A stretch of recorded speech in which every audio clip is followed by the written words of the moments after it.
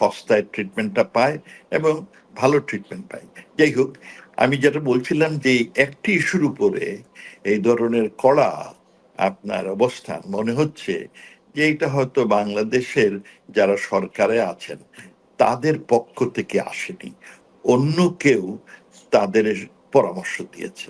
সম্প্রতিকালে আমরা দেখেছি যে আপনার এই বিভিন্ন রাষ্ট্রের রাষ্ট্রদূতরা আপনার নাহিদ সাহেব এনসিপির লোকের সাথে খুব সাক্ষাৎ করছেন এবং এনসিপির নেতা নাহিদ সাহেব বলেছিলেন যে শেখ হাসিনাকে ফেরত না দিলে আপনার তারিক রহমানের ভারত যাওয়ার ঠিক হবে না। তারই প্রতিফলন দেখছি। এবং এইটা কি কারণে হচ্ছে? একটি কারণ হতে পারে যে কেউ কেউ মনে করেন যে এনসিপি কিংবা জামাত তারা তারিক জিয়া সরকারকে সরকারে চায় না, তারা চায় দেশে একটা বিশৃঙ্খলা হোক, বাংলাদেশের অবস্থা আরো খারাপ। ইতিমধ্যেই ব্যাংকিং সেক্টর তো গুল্লায় গেছে, আপনার জ্বালানি নাই, জিনিসপত্রের দাম হু করে বাড়ছে। তো এই অবস্থায় তারা মনে করে ভারতের সাথে যদি একটা বন্দর বাঁধিয়ে দেওয়া যায় তাহলে এই সরকারের বোধ ডোমেস্টিক্যালি এমন ইন্টারন্যাশনালি অসুবিধায় পড়বে, তখন এদের বিদায় হতো ত্বরান্বিত হবে। এবং সেই জন্যই তারা হয়তো তারিক জিয়াকে সুপারিশ দিচ্ছে যে আপনি ওখানে যেয়েন না, এর উপরে আপনি শক্ত। আর ওদের বন্ধু যারা বিদেশি তারা হয়তো ওদের বলছে যে দেখো, তোমরা একটা স্ট্রং স্ট্যান্ড নিলে আপনার এই ঝামেলাটা বাড়ানো যাবে, তখন তোমাদের একটা সুযোগ হবে। এটা একটা দিক। আর আরেকটি হচ্ছে যে ব্রিক্স সম্মেলনে ভারত দাওয়াত দিয়েছে। ব্রিক্সটা আমেরিকা পছন্দ করে না, এটা ব্রিক্সটা আমেরিকায় ডলার বিরোধী। সুতরাং খলিল সাহেব হয়তো চাচ্ছেন যে এই সুযোগ আমেরিকাকে খুশি করা, আমি ব্রিক্স সম্মেলনে যাব না, কিন্তু অন্য একটা ছুতা ধরে আমি গেলাম না। আর আমেরিকা আমি বলতে পারবো আমি তোমাদের সাথে আছি, দেখো আমি ব্রিক্সে যাই নাই, তারা আমাকে দাওয়াত দিয়েছিল, আমি যাই নাই। তাহলে আমেরিকা হয়তো ওনাদের প্রতি আরো অনুকম্পা প্রকাশ করবে। কিন্তু এই যেগুলো ওনারা চিন্তা ভাবনা করছেন, মনে হচ্ছে যে এটা অনেকটা, কারণ আমাদের তো থাকতে হবে প্রতিবেশী নিয়ে। আমাদের সময়ের সম্পর্কটা ছিল যে আমরা সবার সাথে বন্ধুত্ব, বিশেষ করে প্রতিবেশীর সাথে একটা অগ্রাধিকারমূলক সম্পর্ক, সুসম্পর্ক। কারণ আমরা দেখেছি ইতিহাসের বিভিন্ন দেশের পর্যালোচনা করে যে সমস্ত দেশ আপনার প্রতিবেশীর সাথে হিংসা বিদ্বেষ ঝগড়া যাইতে ব্যস্ত থাকে তাদের কোনো উন্নয়ন হয় না। আর আমাদের লক্ষ্য ছিল মানুষের উন্নয়ন, দেশের উন্নয়ন। আমরা এই জন্য প্রতিবেশীর সাথে সুসম্পর্ক রাখার জন্য চেষ্টা করেছি। অনেক সময় আপনার মিডিয়ায় কিন্তু বানোয়াট কথা বলা হয়, যেমন ভারতকে বাংলাদেশ বিক্রি করে বাংলাদেশ সব দিয়ে দিয়েছে। আমি সরকারে থাকা অবস্থায় যে কয়েকটা এগ্রিমেন্ট আমরা করেছি, একটি হচ্ছে পানি চুক্তি, আপনার আমি বলি সমুদ্র সীমা 1,18,000 বর্গ কিলোমিটার আমরা জমি সমুদ্রে পেয়েছি। হ্যাঁ, কোনো যুদ্ধ করে না, দুথালির মাধ্যমে আর আপনার আইনের মাধ্যমে আলোচনার মাধ্যমে। এটা বড় বিজয়, এটা বড় বিজয়।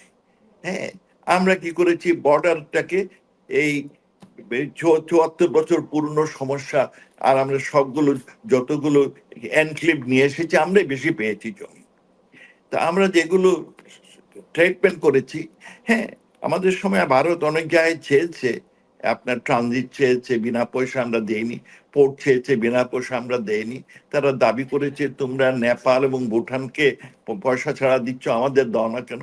আমরা বলছি না, নেপাল ভুটান তো ল্যান্ডলক কান্ট্রি, তোমরা পয়সাওয়ালা। হ্যাঁ, তারা চাইছিল আমাদের উপরে দিয়ে তাদের নর্থ ইস্ট রিজিয়নে ইলেকট্রিসিটি পাঠানোর, মানে নর্থ ইস্ট থেকে ইলেকট্রিসিটিটা আনবে মেইনল্যান্ডে। আমরা বলছি হ্যাঁ আমরা রাজি আছি, কিন্তু আমাদের কিন্তু এর জন্য দিতে হবে। আপনার 4,000 মেগাওয়াট তোমরা যদি পাস করো, এর মধ্যে 1,000 আমাদেরকে দিতে হবে। তো আমরা দেন দরবার অনেক করেছি, ইন্ডিয়া অনেক সময় এগুলো পছন্দ করে নাই, কিন্তু we maintain A balance foreign policy. কিন্তু বর্তমানে যে অবস্থা হচ্ছে, এটা মনে হচ্ছে বাল্য খেলা, ছেলে খেলা, যে আমি রাগ করে আমি এটা করব না, তুমি এটা না দিলে আমি এটা করব না, ফেলে দেব। এইটা দিয়ে তো কূটনীতি হয় না। এইটাতে দিয়ে আপনার একার রাগটা দেখাতে পারেন, দেশের মঙ্গল হয় না। আমার মনে হয় যে এই একটা ইস্যুতে শেখ হাসিনার প্রত্যাপন্ন নিয়ে যে ওনারা গু ধরেছেন, এইটা বাংলাদেশের মঙ্গল আনবে বলে আমার ভয় হয়। আর ভারতের জন্য আপনাকে আপনার শেখ হাসিনা বিদায় দেওয়া ইজ নট ইজি, কারণ তাদের সে আশ্রয় দিয়েছে আপনাদের রিকোয়েস্টে, এবং সেইখানে যাদের তারা আশ্রয় দেয়, দে দে অনার দেয়ার কমিটমেন্ট, এবং তাদের একটা শাসনতান্ত্রিক বাধ্যবাধকতা আছে। তারা একটা গণতান্ত্রিক দেশ, আপনি যা চাইলেন করবেন, ওইটা তো ভারতের পক্ষে, ভারতের সরকারের পক্ষে আপনার অত সহজ না। সুতরাং চাইলে যে হয়ে যাবে এমন না। হ্যাঁ, আর এই যে আপনার চুক্তির কথা বলছেন, সেই চুক্তিতে ক্রিমিনালদের কি করার জন্য রেপাট্রিয়েশনের কথা, নট এ পলিটিক্যাল লিডার। আর ক্যাঙ্গারু কোর্টের রায়ে সেইটা দে হ্যাভ টু ডিসকাস যে এটা ক্যাঙ্গারু কোর্টের রায় না একটা স্বচ্ছ রায়, এগুলো নির্ধারণ হয়। So it's not that easy যা আমি বললাম পাঠায় দাও, তোমরা পাঠালে আমরা যাব না। না গেলে কার কত ক্ষতি হবে সেটা তো আপনার পরবর্তীতে দেখবেন, এবং আমার মনে হয় কিন্তু ব্যক্তিগতভাবে কিন্তু আমি বাংলাদেশের আপনার ক্ষতি কাছে হবে। আমি আমি আপনার কাছে আপনি খুব ইন্টারেস্টিং একটা পয়েন্ট বলেছেন যে আপনার সন্দেহ হয় যে জাতীয় নাগরিক পার্টির তরুণ নেতা এনসিপির সঙ্গে যেসব রাষ্ট্রদূতরা দৌড়াদৌড়ি করছেন তারা হয়তো আশা দিয়েছেন তারেক জিয়ার সরকার পড়ে গেলে তাদের একটা সম্ভাবনা তৈরি হবে। মানে আরেকটু যদি খোলাসা করে বলতেন মানে তারা কারা, এবং আমার প্রশ্ন হচ্ছে বিএনপি সরকারের কি লাভ হচ্ছে? মানে প্রধানমন্ত্রী তারেক রহমান বুঝতে পারছেন না যে শুধু শুধু এই যে আপনি যে বলছেন মানে আসলেই তো খুব ছেলে মানুষই ঝগড়া, এটা না হলে যাব না, ওটা না হলে যাব না, বারবার বলা হচ্ছে খুব সম্মান দেব তবু যাব না, মানে একটা এই যে মানে চলছে, এটা তো মানে এটা আসলে কোন পররাষ্ট্রনীতি কোন কূটনীতি কেন করছে বিএনপি সরকার, কেন না, এটা ভারতের সঙ্গে এভাবে পররাষ্ট্রনীতিতে আসে কারণ না। আপনি নিশ্চয়ই দেখেছেন যে নরেন্দ্র মোদী সরকার তো ভীষণ আবেগ দেখাচ্ছিল তারেক রহমান দেশে ফেরার পর এবং তারেক রহমান প্রধানমন্ত্রী নির্বাচিত হওয়ার পর। দেখেন, এইটা কূটনীতিতে আসে না। এইটা আপনার ধরুন আমাদের যখন পররাষ্ট্রমন্ত্রী ডক্টর আপনার খলিল সাহেব, ওনার কিছু লসের কোনো কারণ নাই। কারণ যদি বাংলাদেশ ইন্ডিয়ার সম্পর্ক খারাপ হয়, উনি তো আমেরিকায় থাকেন, সুতরাং উনি he can live right way, এবং বাহবা নিতে পারেন যে আমি বড় কঠিন অবস্থা দিয়েছি ভারতকে। কিছু উগ্রবাদী লোক আছে, তারা ওনাকে বাহবা দিবে। So he don't have to lose. Lose হবে শুধু তারিক জিয়ার, আমি তারিক রহমানের এবং বিএনপির। সুতরাং আমার মনে হয় বিএনপিতে যথেষ্ট পরিপক্ক লোক আছেন, তারা এটা বিবেচনা করবে যে এই ধরনের একটা ইস্যু নিয়ে আপনার ঝগড়াঝাটি করা কি অত সমীচীন। আমার ধারণা যে বিএনপির কিছু কিছু নেতৃত্ব তারা পরিপক্ক, they would rethink about it. আর ভারত যে অবস্থান নিয়েছে, এত সবের মধ্যে ভারত কিন্তু আপনার তার অবস্থানই রয়েছে, এবং কোনো ধরনের উচ্ছ্বাস দেখাচ্ছে না। এই পুরনো কথাই বলছে যে আমরা এটা আইনের মাধ্যমে দেখব, এবং তাদের কিন্তু আপনার বলি খুব ক্যাজুয়ালি, খুব এমন ভাবে বলছে, এটা একটা অসুবিধাজনক সব, কারণ রাগটাগ নাই। তার মানে হচ্ছে যে তারা they have taken it seriously, এবং আমার মনে হয় এতে আমরা বাংলাদেশেরই ক্ষতি হচ্ছে, ইন দ্য জনগণের ক্ষতি হবে।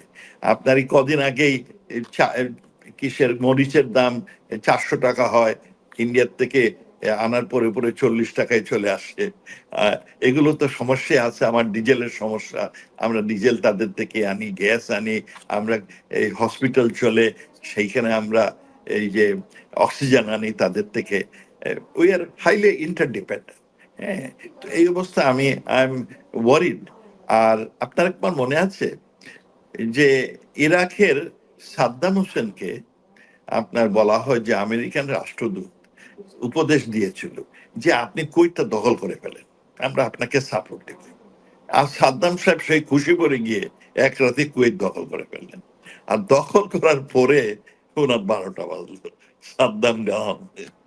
তো এইখানেও কি এই ধরনের কিছু হচ্ছে যে যান আপনি ঝগড়া লাগান, আমরা আপনাকে সাহায্য করব, পরে তারা হাততালি দিবে। আমার এর জন্য ভয় হয়, এটা আমার ভয় হয়।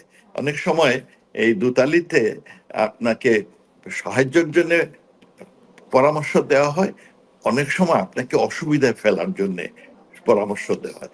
আমার মনে হয় Tarique Rahman should think twice এই ধরনের বাল্য খেলার মতো স্ট্যান্ড পজিশন নিতে গেলে। মানে হি শুড রিথিঙ্ক অ্যাবাউট ইট, এটা আমার ধারণা। হ্যাঁ, আপনি বারবারই ওই জায়গাটায় নিচ্ছে যে দুতিয়ালি করতে গিয়ে কোনো কোনো রাষ্ট্রদূত বা কোনো কোনো রাষ্ট্র ভুলভাল বুদ্ধি দিচ্ছে কিনা, মানে সেটা কারা? মার্কিন যুক্তরাষ্ট্র, মানে আমার মনে পড়ছে না, এটা এনসিপির সময় সময় পরিবর্তন হয়, সময় সময় আবার আবার দেখেন সার্জিও বোর এসে দীনেশ ত্রিবেদীর সঙ্গে ঢাকায় দেখা করবেন, তা জানার আগে তো আমাদের পররাষ্ট্রমন্ত্রী খলিলুর রহমানও দীনেশ ত্রিবেদীকে দেখা দিচ্ছিলেন না, আর প্রধানমন্ত্রী তারেক রহমানও 2 মাস পেরিয়ে গিয়েছিল ভারতের রাষ্ট্রদূতকে দেখা দেন নাই। তাহলে আসলে মানে মার্কিন যুক্তরাষ্ট্রের কার সাথে খেলছে? মানে প্রধান উদ্দেশ্য তারেক রহমান সরকারকে বিপদে ফেলা? সম্প্রতি আমার মনে হচ্ছে যে আমাদের এবং ভারতের এই যে সম্পর্কের মধ্যে অনেক নাটকীয় জিনিস আমি দেখছি। আমি বলছি এগুলো নাটক। আপনার আমেরিকার স্পেশাল এনভয় ঢাকায় আসলেন স্বাভাবিকভাবে বাংলাদেশ সরকারের সাথে আলোচনার জন্য, এসে তিনি ইন্ডিয়ার রাষ্ট্রদূতের সময় সময় কাটালেন। আর আমাদের পররাষ্ট্র মন্ত্রণালয় ওনার জন্য কালচারাল প্রোগ্রাম করলো, ডিনারের আয়োজন করলো, সবগুলো বাদ দিল। এইটা একটা মানে আনথিঙ্কেবল, এবং এইটা একটা নাটকের মতো মনে হলো। হ্যাঁ, আর এখনো যেটা হচ্ছে ওই নাটক মনে হচ্ছে। তার ফলে এই নাটকীয় কি অবস্থা হয়, একজনের স্ক্রিপ্ট বসে বসে লিখতেছে, আর এর প্রেক্ষিতে বাকিরা এই প্লেয়ার্স আপনার খেলতেছেন। শেষ পর্যন্ত কি হয় যায় না, তবে আমার মনে হয় আমরা এখন আরো অনেক নাটক দেখার অপেক্ষা করব। আপনি হয়তো খুব খোলাসা করে নাটক বলতে চান না, কারণ আপনি মানে সরকারের শীর্ষ পর্যায়ে আন্তর্জাতিক কূটনীতিতেও আপনি মানে খুবই শীর্ষ পর্যায়েও কাজ করেছেন, কিন্তু মানে এই খেলাটাই কি এমন একটা জায়গায় মানে তারেক রহমান সরকারকে নিয়ে গেছে যে তারেক রহমান সত্যি ভাবছেন যে সবচেয়ে তার ঘনিষ্ঠ প্রতিবেশী, বড় প্রতিবেশীর সঙ্গে সম্পর্কটা উনি রাখবেন না, কিন্তু সেটা কি সরকারকে নড়বড়ে করে দেয় কিনা? মানে মানে আমরা তো এতদিন ধরে শুনেছি ভারত যাকে চায় সেই ক্ষমতায় থাকে বাংলাদেশে, তাহলে সেই জায়গা থেকে বাংলাদেশ সত্যি সেই আধিপত্যবাদ থেকে এমন মুক্তি পেল? কারণ মানে এই ন্যারেটিভটা থেকে শেষ পর্যন্ত 2024-এর জুলাই আগস্টের আন্দোলনের পর যে সরকার এলো সে সরকার বাংলাদেশকে মুক্ত করতে পারলো, এটারই নমুনা? নাকি তারেক রহমান সরকারকে আসলে এই বিবাদটা নড়বড়ে করে দেবে? আপনার তো নড়বড়ে তো করে দিচ্ছেই, তবে বর্তমান সরকারের আপনার পররাষ্ট্রনীতি আমি ঠিক টের পাই না, ভেরি হাইলি অ্যাম্বিগুয়াস। কারণ দেখেন, যদি ব্রিক্স সম্মেলনে না যেতে চান আমেরিকাকে খুশি করার জন্য, দ্যাটস এ ওয়ান ওয়ে, কারণ ওনারা আমেরিকাকে খুশি করতেছিল, আই ক্যান আন্ডারস্ট্যান্ড দ্যাট। কিন্তু একই সময়ে ওনার চায়নার সাথে ঘনিষ্ঠতা বাড়াচ্ছেন।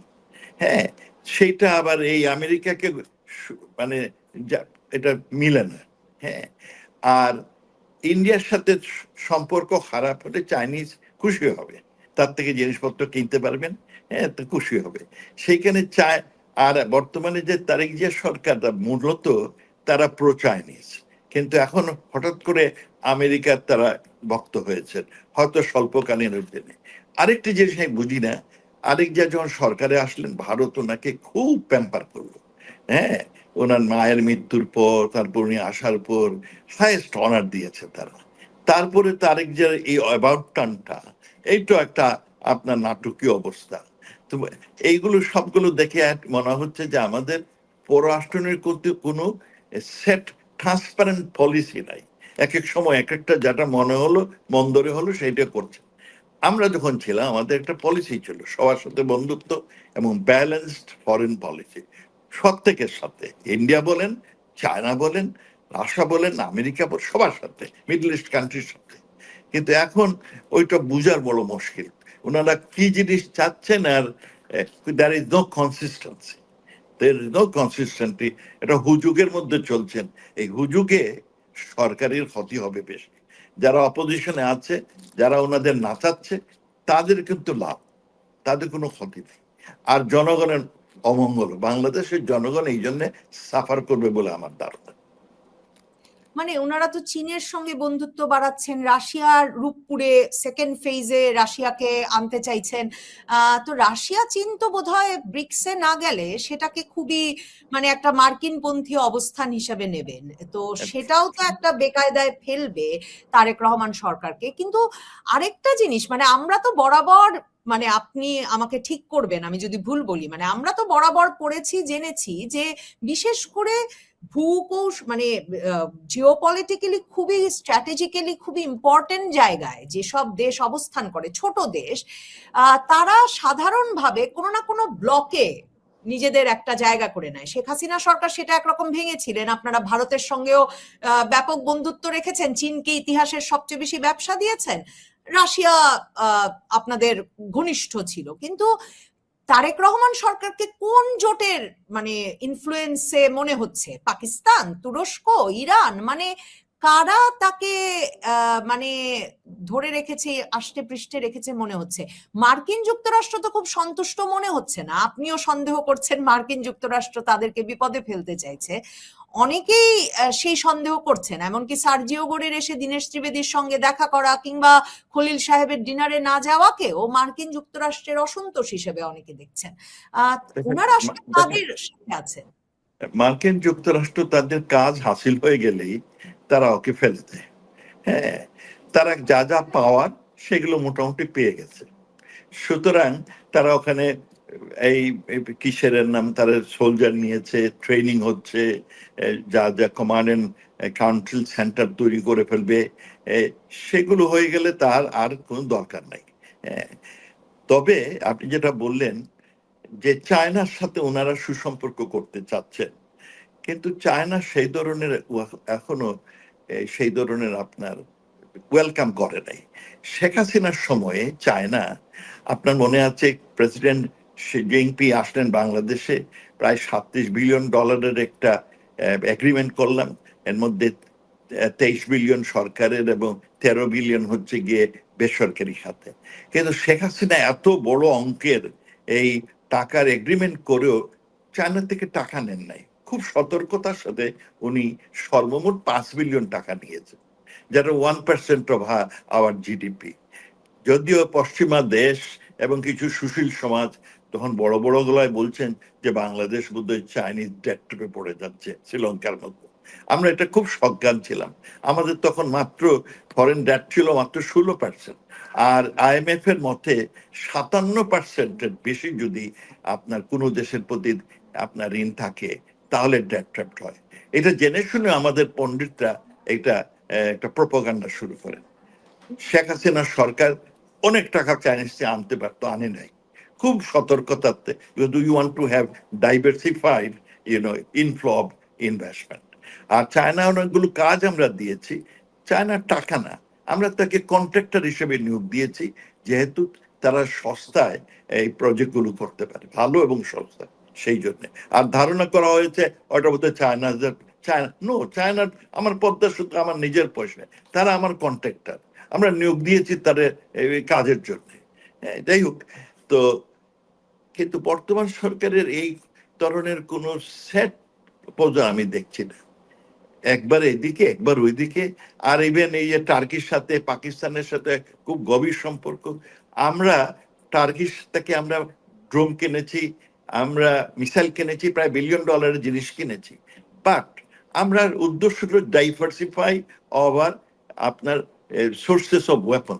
কারণ আগে খালেদা জিয়ার সরকারে, বিএনপি সরকারে মূলত চায়না থেকেই এই সামরিক অস্ত্র কিনতেন, আমরা সেইটাকে কমিয়ে দিই, কোথায় 78% না কত পার্সেন্ট ওনারা কিনতেন, আমরা ডাইভার্সিফাই করেছি। আমরা সেইখানে কিছু ইউরোপিয়ান থেকে কিনেছি, আমরা আপনার ব্রিটেন থেকে ওয়ারশিপ কেনার, আমরা আমেরিকার থেকে 25টা গানবোট কিনেছি আপনার।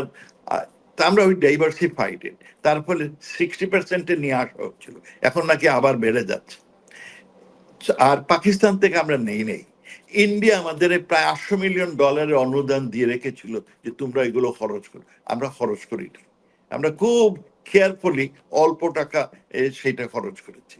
So if you look at it, we have a very consistent systematic, কারো ঘরে আমরা এক হতে চাই নাই, আমরা সবাইকে নিয়েই থাকতে চাই, কারণ আমরা হাইলি ইন্টারডিপেন্ডেন্ট। আমার সবার সাথে সুসম্পর্ক না থাকলে আমার গার্মেন্ট বিক্রি হবে না। আমার এই যে প্রতি বছর 21 লক্ষ ছেলে মেয়ে মার্কেটে আসে চাকরির জন্যে, তাদের চাকরি বিদেশে প্রায় 10 লক্ষ বিদেশে আমি চাকরি দেই, তাদের চাকরি হবে না। দেখেন, আমরা মিডল ইস্টে ইরানের সাথে টার্কির সাথে এক পক্ষে যাইনি, কারণ আমার প্রায় 40-42 লক্ষ আমার ছেলে মেয়ে মিডল ইস্টে কাজ করে, এরা মোটামুটি সৌদি ব্লকের মধ্যে। এরা যদি ইউনুসের পার্ট আমরা বাদ দিলাম, আজকে 6 মাসে এখানে কি কোনো কর্তৃত্ব দেখছেন কিনা? কর্তৃত্ব চলছে না এখানে এখন? মনে হয় এখনো কর্তৃত্ব হয়ে উঠতে পারে নাই, নানা দিকে কর্তৃত্ব দেখা যাচ্ছে, যেটা আরো ডেঞ্জার। একজনের কর্তৃত্ব তবু ধরা যায়, কিন্তু নানা জনের কর্তৃত্ব আরো ডেঞ্জার। এই অর্থে বিএনপি সরকার অন্তত গত 3 মাস সে ভালো করতে পারছে না। এই যে অবস্থা চলছে, এই অবস্থা এইভাবে আমাদের যেন আমরা তৈলাক্ত বাসবে বানরের ওঠা নামার মতো অবস্থা, এইভাবে চললে আমাদের ভবিষ্যৎ কি? আপনি ভবিষ্যৎ কি দেখতে পাচ্ছেন? আসলে আমরা অনেক আশা নিয়ে মুক্তিযুদ্ধে গিয়েছিলাম। আজকে যে যাই বলুক, এই দেশে কেন, এই উপমহাদেশ শেখ মুজিবের মতো, বঙ্গবন্ধুর মতো দূরদৃষ্টি সম্পন্ন এবং মানবিক গুণাগুণ সম্পন্ন নেতা আর আসবে। তাই আমরা তার নেতৃত্বে প্রচন্ড আশা নিয়ে, বিশ্বাস নিয়ে আমরা মুক্তিযুদ্ধে অংশগ্রহণ করেছিলাম। পাকিস্তানের অস্ত্রের শক্তি আমাদের চেয়ে 1000 গুণ বেশি ছিল, কিন্তু তবু আমাদের কাছে পরাজিত হয়েছে। এই জন্য পরাজিত হয়েছে, তাদের অস্ত্রবল বেশি থাকলেও ইমানের জোর বেশি ছিল না, সততা ছিল না, ন্যায় ছিল না। তারা রাস্তাঘাটে মানুষকে হত্যা করেছে, বাড়িঘর জ্বালিয়েছে, যে বাড়িঘর জ্বালাতে গিয়ে কীট পতঙ্গ পর্যন্ত করেছে। আল্লাহর আরশ কেঁপে উঠেছে এবং পাকিস্তানিদের পতন হয়েছে। কিন্তু আমরা যে আশা নিয়ে মুক্তিযুদ্ধ করেছি, সেই আশা খুব একটা পূরণ হয় নাই। আমরা স্বাধীন দেশ পেয়েছি, কিন্তু আমরা মুক্তি পাই নাই। মুক্তি পেতে হলে আমাদের সংগ্রাম করতে হবে, এবং সে সংগ্রাম ৭১-এর মতো একত্র হয়ে, এবং সে সংগ্রাম সকল মুক্তিযোদ্ধাদের এক হয়ে করতে হবে, মুক্তিযুদ্ধের চেতনায় বিশ্বাসীদের এক হয়ে করতে হবে। একদিকে জাতীয়তাবাদী মুক্তিযোদ্ধা, আরেকদিকে আওয়ামী মুক্তিযোদ্ধা, আরেকদিকে জামাতি মুক্তিযোদ্ধা। এরকম হলে দেশের ভবিষ্যৎ খুবই অন্ধকার। ভবিষ্যৎ অন্ধকারের কথা বলছেন আপনি, ঐক্যের কথা বলছেন, কিন্তু আমরা ঐক্য দেখছি না। বাংলাদেশের এক বিশাল জনগোষ্ঠী আওয়ামী লীগ আছে, বলা যায় প্রায় অর্ধেকের কাছাকাছি জনগোষ্ঠী। আজকে আওয়ামী লীগের কোনো অংশগ্রহণ, রাজনীতিতে অংশগ্রহণ নেই। আওয়ামী লীগের ভবিষ্যৎ কি? তাহলে ঐক্য হবে কিভাবে? আপনি খানিক আগে জামাতি মুক্তিযোদ্ধার কথা বললেন, জামাতি কি মুক্তিযোদ্ধা আছে নাকি? আর আওয়ামী লীগের ভবিষ্যৎ কি? আসলে জামাতের যিনি আমির, তিনি তো সেদিন বলেছেন যিনি মুক্তিযোদ্ধা পরিবারের সন্তান। আমি তো বাইরের বেশি খবর রাখি না, আমি সাধারণ মানুষ, সাধারণভাবে চলতে চাই, আল্লাহ রসুলকে বিশ্বাস করে, মা বাবাকে মেনে মেয়ে পর্যন্ত এসেছি। আমার কাছে জনগণ মা বাবার পরেই জনগণ, সব জনগণ। তার জন্য আমি আপনাকে বলছি, যে কথা তো আমার না, এ কথা অনেক জামাতিদেরও। আমি তো অনেক জামাত চিনি, যার বাবারা আমার সঙ্গে কাজ করেছে, তার ছেলেরা এখন জামাত হয়েছে আমার সঙ্গে কাজ করার জন্য, এবং অনেক বড় নেতাও হয়েছে। সেই জন্য বলছি যে ঐক্যের দরকার, এবং আপনি দেখতে না পেলেও আমি দেখতে পাচ্ছি বাংলাদেশের মানুষের মধ্যে কিন্তু একটা ঐক্য হওয়া শুরু হয়েছে। আওয়ামী লীগ এক দল, বিএনপি আরেক দল। আওয়ামী লীগের মিটিং এ বিএনপি যাবে না, বিএনপির মিটিং এ আওয়ামী লীগ যাবে না, মিটিং এ যাবে না, কিন্তু জানাজায়ও যাবে না, একসাথে নামাজ পড়বে না। এতটা দূরত্ব আজকে বাংলাদেশকে স্বাধীনতায় পরাজিতদের দিকে ঠেলে দিয়েছে। এবং আজকে জামাত ইসলাম ৭৭ না ৭৮ সিট পেয়েছে। আরেকটা ইলেকশন হোক না, নিরপেক্ষ ইলেকশন, ৮টা-১০টার বেশি সিট পাবে, তাও নাও বলতে পারে। আর এনসিপি জামাতকে নির্ভর করে তারা যেখানে গিয়েছে, তারা ভবিষ্যতে একটা সিট। আওয়ামী লীগের ভবিষ্যৎ কি? আওয়ামী লীগের ভবিষ্যৎ এখনো আমরা অংশগ্রহণ দেখতে পাচ্ছি না। একটা কথা আপনাকে বলি, আমি নিজের খারাপকেও খারাপ বলতে আমি শিখেছি, নিজের ভুলকে স্বীকার করতে শিখেছি। আমি 1967 সালে টাঙ্গাইল নীলালার মোড়ে একটা রিক্সাওয়ালার 2 পা জড়িয়ে ধরে ক্ষমা চেয়েছিলাম, কারণ সে 4 আনার জায়গায় 6 আনা ভাড়া চাওয়ায় আমি তাকে স্যান্ডেল দিয়ে মেরেছিলাম। একটু পরে 10 মিনিট পরে আমার মনে হয়েছিল এই রিক্সাওয়ালাকে মারা তো আমার ঠিক না। এটা যদি ডিসির ছেলেকে মারতে পারতাম, এসপির ছেলেকে মারতে পারতাম, মন্ত্রীর ছেলেকে মারতে পারতাম, তাহলে। তাই আমি এই স্যান্ডেল দিয়ে বাড়ি দেওয়া 2 ঘন্টার মধ্যে তাকে খুঁজে পেয়েছিলাম। একেবারে টাঙ্গাইলে, মানে ঢাকার গুলিস্তান যেমন টাঙ্গাইলের নিরালার মোড়, ঠিক তেমনি সেখানে আমি 2 পা জড়িয়ে মাপ চেয়েছিলাম, এবং সেই রিক্সাওয়ালা আমাকে মাপও করেছিল। সেই জন্য আমি যে কোনো অন্যায়, যে কোনো ভুল আমি স্বীকার করতে চাই, সহজেই স্বীকার করতে চাই। তো সেই জন্য আপনাকে বলবো, আওয়ামী লীগের ভবিষ্যৎ, আওয়ামী লীগ হলো মাটির থেকে উঠে আসা দল, তাকে যত বাধা দেওয়া হবে তত সে। হ্যাঁ, নেতৃত্ব নিয়ে গোলমাল আছে, নেতৃত্ব সঠিকভাবে গেলে আরো তাড়াতাড়ি হবে। নেতৃত্ব ভুল করলে মানুষ হচ্ছে সবার উপরে।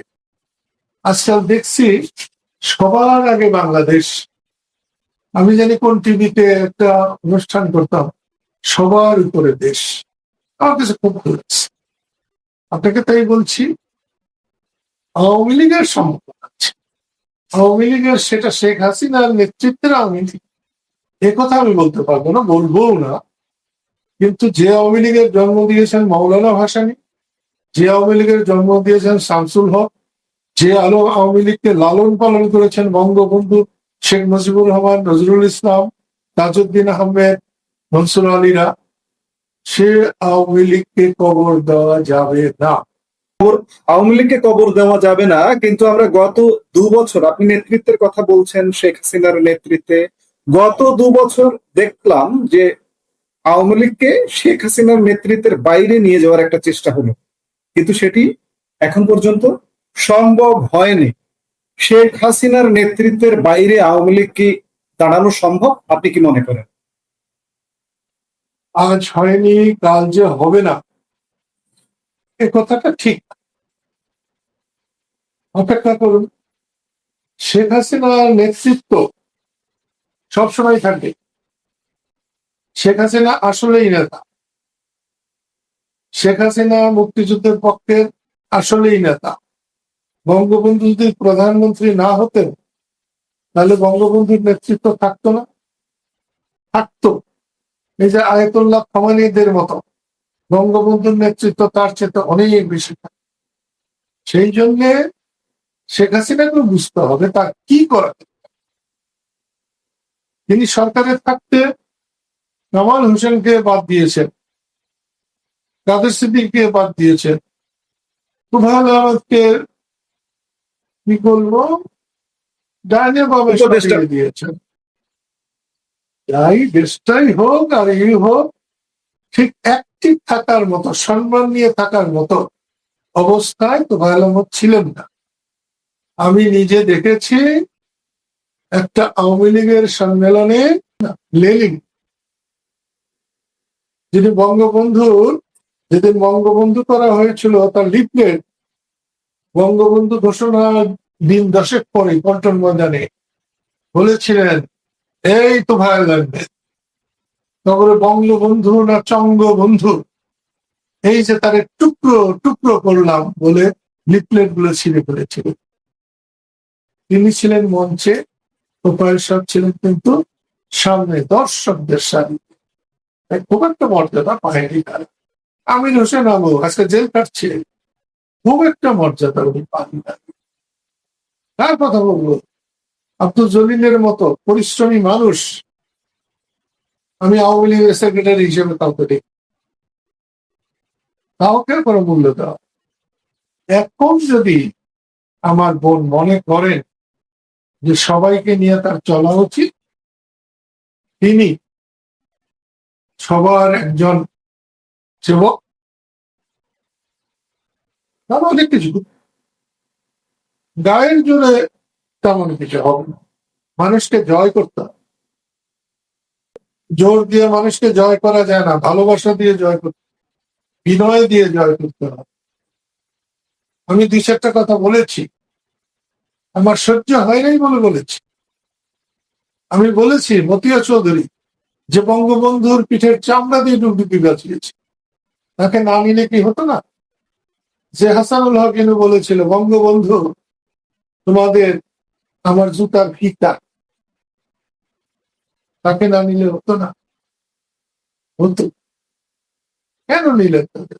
শাহজাহান খান 280টার উপরে মামলার চার্জশিট ছিল, খুনি মামলার, ওই 283টা, এই 83টার মধ্যেই মুক্তিযোদ্ধা আর আওয়ামী লীগ, এছাড়া কেউ ছিল না। এগুলো একটু বিবেচনা করে চললে তাহলে উনি এরকম হতো না। উনি মানুষের কথা শুনতে চান। এখন এটাও নাকি বলা যাবে না, না, এটা বললে উনি যদি এটা বুঝতে পারেন তাহলে ওনার জন্যই কল্যাণ হবে, দেশের জন্য কল্যাণ। একটা বড় মানুষ কোনো দোষ করলে, বড় মানুষ কোনো ভুল করলে লাখো মানুষের ক্ষতি হয়, আর ছোট মানুষ কোনো ভুল করলে তার ক্ষতি, দেশের ক্ষতি হয় না, অন্য মানুষের ক্ষতি হয়। আপনাকে একটা কথা বলি, আপনি যখন আমাকে ধরেছেন, 1972 সাল 5ই জানুয়ারি, স্বাধীনতার 20 দিন বা 21 দিন, যখন কাদের সিদ্দিকীর চারপাশে 200-300 বন্দুক থাকতো, অটোমেটিক বন্দুক, একটা মশা বসারও সম্ভাবনা খুব কম ছিল। তো সেই সময় কি কারণে আমার বড় ভাই এমন করে রাগ করে এমন গালাগালি করেছিলেন, যা একটা রাস্তাঘাটের মরা কুকুরকেও কেউ ওরকম গালাগালি করেন। আমি সেদিনই বুঝেছিলাম যে অস্ত্র ঠিক আছে, কিন্তু অস্ত্র সব জায়গায় শক্তি না। যারা আমাকে পাহারা দিচ্ছিল তারা সবাই মাথা নিচু করেছিল, আমি মাথা নিচু করেছিলাম। লতিফ ভাই বুকেই চলেছেন, আমার চোখ দিয়ে ঝরঝর করে পানি আসছিল। আমি সহ্য করতে না পেরে আমাদের যে পাড়া, আকুর ঠাকুর পাড়ার বাড়িতে গিয়েছিলাম। তখন আমাদের ঘর ছিল না, পাকিস্তান হানাদাররা আমাদের ঘর পুরে সার্ভে করে দিয়েছিল। আমাদের সাথে মতিউজ্জামান খানের ঘর, আসাদুজ্জামান খানের ঘর ডিনামাইট দিয়ে উড়িয়ে দিয়েছিল। আমি যে খাটে বসতেই আমার মা আমার মাথায় হাত দিয়েছিলেন, আমার পিঠে হাত দিয়েছিলেন, পিঠে হাত দিয়ে জিজ্ঞেস করেছিলেন বড় ভাই বকেছে, মন খারাপ হয়েছে? বলেছিলাম হ্যাঁ, আমার মন খারাপ হচ্ছে।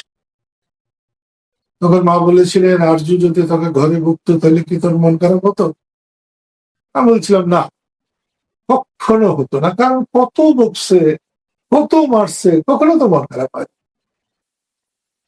মা বললেন তাহলে নিরালার মোড়ে শত শত হাজার মানুষের সামনে তোকে বকছে, এই জন্য মন খারাপ হয়েছে।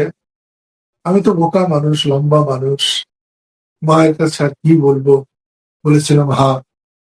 তখন আমাকে মা বলেছিলেন বজ্র, আল্লাহ খুব সহজে কাউকে বড় করে না। তোমাকে এই ঘরে বকলে আল্লাহ দেখতেন না?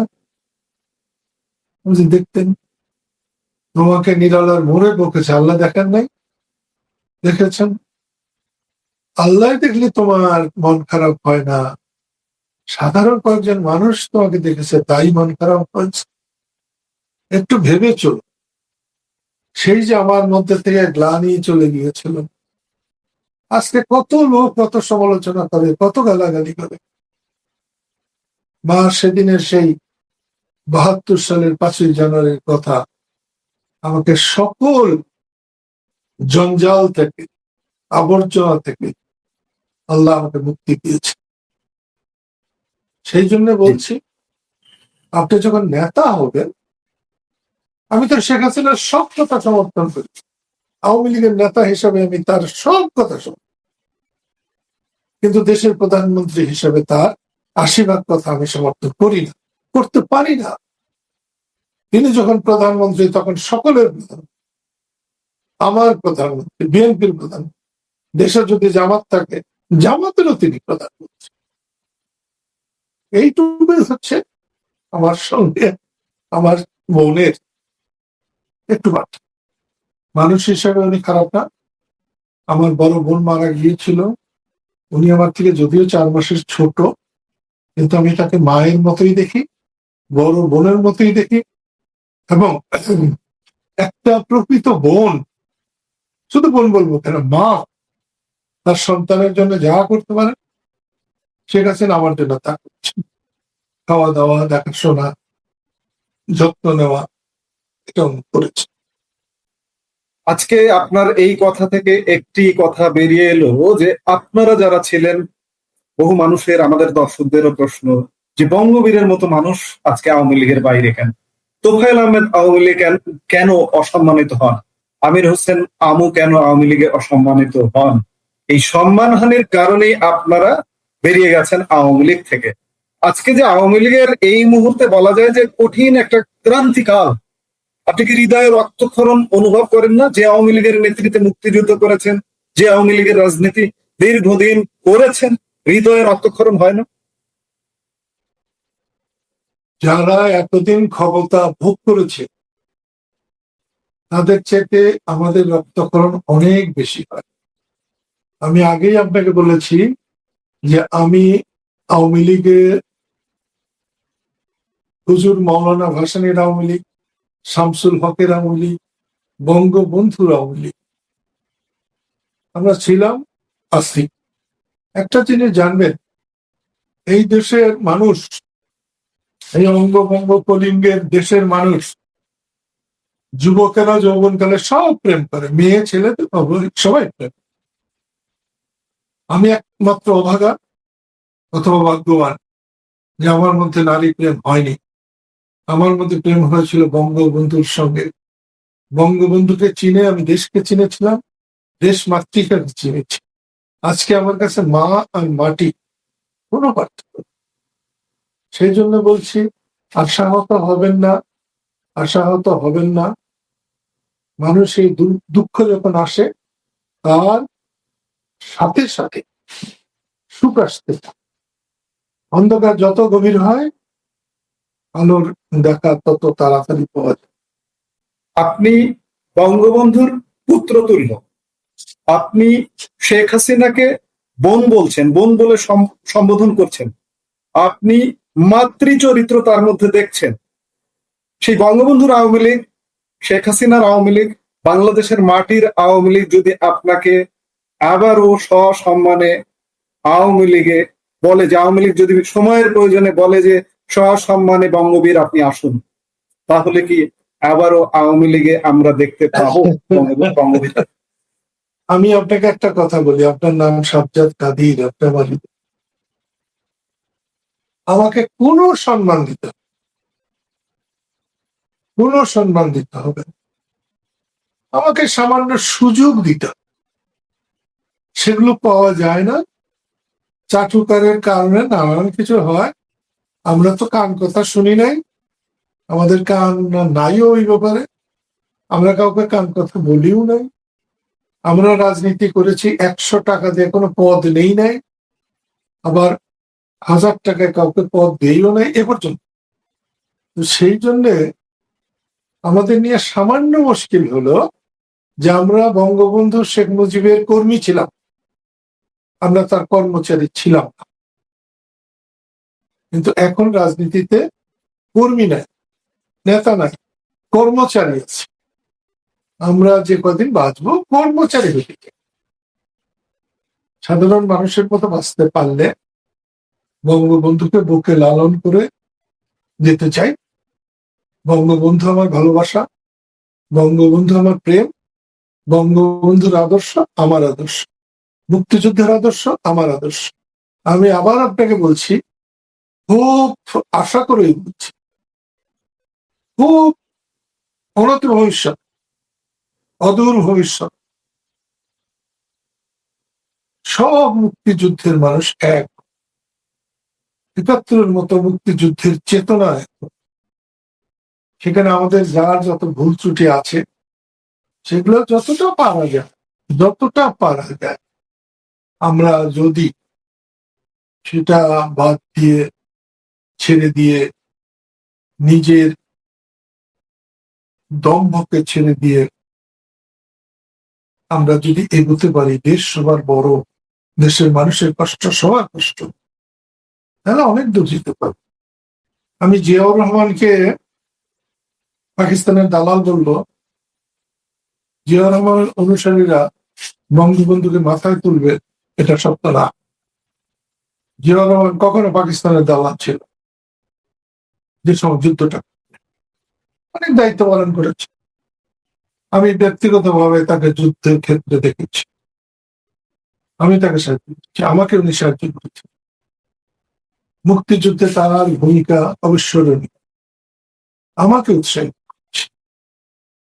সেটাকে অস্বীকার করে চলার কোনো কারণ নেই। এখানে একটা প্রশ্ন আসে যে জিয়াউর রহমান স্বাধীনতার ঘোষক, এটাও আমি মানতে পারি না।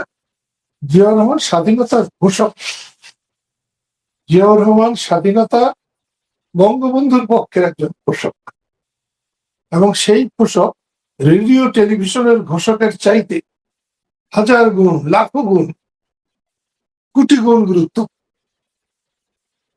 On behalf of our great national leader Bangabandhu Sheikh Mujibur Rahman, একথা তিনি নিজ কণ্ঠে বলে যখন ঘোষণা দিয়েছেন, বঙ্গবন্ধু ধরিয়ে দিয়েছেন, এই ঘোষণা শাশ্বত, এই ঘোষণা যতদিন বাংলাদেশ থাকবে ততদিনই থাকবে, এবং এই ঘোষণার জন্য যে সম্মান, সেটাও জিয়াউর। বঙ্গবন্ধু স্বাধীনতার ঘোষক, তাহলে যদি উনি স্বাধীনতার ঘোষক হতেন, তাহলে on behalf of our great national leader Bangabandhu Sheikh Mujibur Rahman বলা হতো না। আর জিয়াউর রহমান যখন বলেছিলেন, I do hereby declare independence of Bangladesh, I Ziaur Rahman do hereby declare independence of Bangladesh, ওটা যদি আই শেখ মুজিবুর রহমান হতো, তাহলে মোকাবেলা খুব সহজে মেনে নিতাম। যেটা যেভাবে হয়েছে হওয়ার জন্যই হয়েছে। যারা বলেন বঙ্গবন্ধু ছিলেন না যুদ্ধে ছিলেন না বলেই আমরা যোদ্ধা ছিলাম, আমাদের শক্তি ছিল। বঙ্গবন্ধুকে অনুসরণ করেই আমরা মুক্তিযুদ্ধ করেছি, জিয়াউর রহমানও করেছি। যদি আমরা এটাকে মেনে নিতে পারতাম, এবং মেনে নেই, যাদের সুবিধা এর থেকে দূরে রাখা, দ্বন্দ্ব সৃষ্টি করা, তাদেরকে যদি আমরা পরাজিত করতে পারতাম, তাহলে বাংলাদেশ এখনই সোনার দেশ। বাংলাদেশের মানুষের খুব বেশি কিছু চাই না, কিন্তু তাদেরকে যে রাস্তাঘাটে অপমান করা হয়, এতদিন যারা ছিলেন তারা এক মার্কায় করেছেন, এখন যারা আছেন তারা আরেক মার্কায় করার চেষ্টা করছে। মনে হয় তারেক জিয়া চেষ্টা করছে, আমি জানি না কতটা, কিন্তু তিনি যদি এটা সাকসেস হন, তার তৃণমূল পর্যায়ের লোককে যদি তিনি মানুষের সাথে ভালো ব্যবহার করার কথা বলতে পারেন, করাতে পারেন, তাহলে তিনি প্রাতঃস্মরণীয় একজন নেতা। আমি মুক্তিযুদ্ধ করেছিলাম, যে সময় তারেক রহমানকে আমি কোলে নিয়েছি, কোকোকে আমি কোলে নিয়েছি, কারণ জিয়াউর রহমানের বাড়িতে আমার অবাধ যাতায়াত ছিল। সেই তারেক রহমান আজকে দেশের প্রধানমন্ত্রী। আমি বলতে পারবো না যে আমি আজকে তারেক রহমানের চাইতে বড় নেতা। তার দল আছে, পরিশ্রম করেছে, তার দল ক্ষমতায় গেছে, এটাকে মেনে নিতে। আমাদের দেশে এই মেনে নেওয়ার স্বভাবটা খুব কম। আপনি সরাসরি হয়তো উত্তর দেবেন না, আপনি নানা ইঙ্গিতে বলছেন যে আমরা সবাই আবার খুব শীঘ্রই এমন একটা সময় আসবে যে আমরা ঐক্যবদ্ধ হব। আমি আওয়ামী লীগ প্রশ্নে বলছিলাম যে আপনাকে যদি সসম্মানে আওয়ামী লীগে আহ্বান জানানো হয়, আপনি আবার আওয়ামী লীগ আমি করবেন। আবারও বলছি আপনাকে, আমি ঘুরিয়ে পেঁচিয়ে কথা বলা আমি পছন্দ করি না, পারিও। আমরা বঙ্গবন্ধুর সহিত, এখানে কোনো ভেজাল নেই। বঙ্গবন্ধু আমার প্রাণ। যে অসুবিধাগুলো আছে সেটা তাড়াতাড়ি দূর হলে একটা, না হলে আরেকটা। আমি একটা দল করেছি, তার নাম কৃষক শ্রমিক জনতা লীগ। আমার একটাই মাত্র ছেলে, তার নাম দ্বীপ। আমার কৃষক শ্রমিক জনতা লীগ আমার কাছে একটা সন্তানের। আমি চট করেই তাকে গলা টিপে কোথাও চলে যাব, এটা আমার দ্বারা সম্ভব না। আগে আমার সন্তানের কি হবে সেইটা দেখার দরকার আগে। আমি বঙ্গবন্ধুর ছিলাম, বঙ্গবন্ধুর আছি, মুক্তিযুদ্ধের ছিলাম, মুক্তিযুদ্ধেরই আছি। হ্যাঁ, আমার কিছু দোষ আছে যে আমি অন্যকে অপমান করা পছন্দ করি। আমি অন্য দলের লোকজনদের সাথেও মোটামুটি চলাফেরা। কদিন আগে আমি হোম মিনিস্টারের কাছে গিয়েছিলাম, ঘরে ঢুকতে ঢুকতে বললেন, কাদের ভাই আপনারা বলছিলেন তারেক রহমানের সাথে আপনি ভেস্তেও যাবেন না। দেখেন, আমি হালকা কথা বলা পছন্দ করি। আমি বলেছিলাম জামাতের সঙ্গে আমি ভেস্তেও যাব। তারেক তখন অতটা হয় নাই যে তারেককে নিয়ে কথা বলতে হবে। আপনি ওটা শুনলেন তারেকের সাথে ভেস্তেও যাব না। এই জামাত ইসলাম লালদিঘি ময়দানে নিজামী যখন খালেদা জিয়া প্রধানমন্ত্রী থাকতে তার চুলের মুঠি ধরে টেনে নামাতে চেয়েছিলেন, আমি টাঙ্গাইলে প্রায় লাখ লোক নিয়ে তার প্রতিবাদ করেছিলাম যে একজন মুক্তিযোদ্ধার স্ত্রীকে, একজন বয়স্ক মহিলাকে চুলে ধরে টেনে নামানো যায় না। তো এরকম চলে। আপনি, আবার বলছি, হতাশ হবেন না। আল্লাহ সব দেখেন, আল্লাহ সব জানেন। তার সন্তুষ্টি ছাড়া কিছুই হয়, এবং তার সন্তুষ্টিতেই বলছি আওয়ামী লীগকে কবর দেওয়া যাবে না। যারা এটা করছে তারা ভুল করছে। আমি সেদিন বঙ্গবন্ধুর জন্য দোয়া খায়ের করেছি, মিলাদ করেছি। আমার টাঙ্গাইলে আপনি সম্প্রতি বঙ্গবন্ধুর সমাধিতেও গিয়েছিলেন, বেশ ছবি ভাইরাল হয়েছে, তাই কি? না, আমি যাব। ছবি তখন নানা ভাবে দেয়, আমি যাব। পুরনো ছবি? তাহলে ওগুলো পুরনো ছবি। পুরনো ছবি।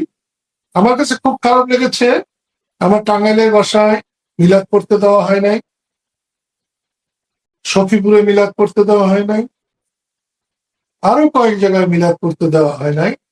আমি কর্তৃপক্ষকে জিজ্ঞেস করছিলাম যে এটা কি আপনাদের উপরে থেকে নির্দেশ আসছে কিনা। তারা সাথে সাথে বলছে না না, এখানে রাজনৈতিক কিছু লোকের এই এগুলা হয়েছে, এবং এগুলার জন্য জবাব দিতে হবে জনগণ। আপনি এই সরকারের, সবাই বলছে যে দেশ চলছে না, আসলে খুব একটা সমালোচনা করছেন না আমাদের এতক্ষণের আলাপে। আজকে পারিবারিক ভাবে আপনি নিজেও কিন্তু ক্ষতিগ্রস্ত। আমি কি আপনাকে বলেছি যে সরকার খুব ভালো চলছে? তা বলি না, এটা করছেন না।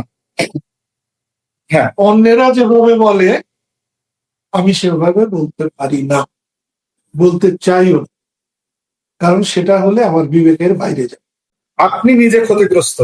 আমাদের আরেকজন শ্রদ্ধেয় বীর মুক্তিযোদ্ধা, আপনার বড় ভাই লতিফ সিদ্দিকী, জানি না আইন আদালত বুঝবে, আমাদের সাদা চোখে মনে হয় যে মিথ্যা হয়রানিমূলক মামলায় তিনি এখন জেলবন্দী। এই বয়সে, জীবনের একদম শেষ প্রান্তে, এই বয়সে আইন, আদালত, বিচার ব্যবস্থা নিয়ে আপনি কি বলবেন? আসলে লতিফ ভাইয়ের কথা যখন মনে হয় তখন বড় কষ্ট লাগে। আমাদের পরিবার ছিল একটা রাজনৈতিক পরিবার। আমার দাদুর নাম আলাউদ্দিন সিদ্দিকী। মহাত্মা গান্ধীর সঙ্গে তিনি রাজনীতি করেছেন। অতল বিহারী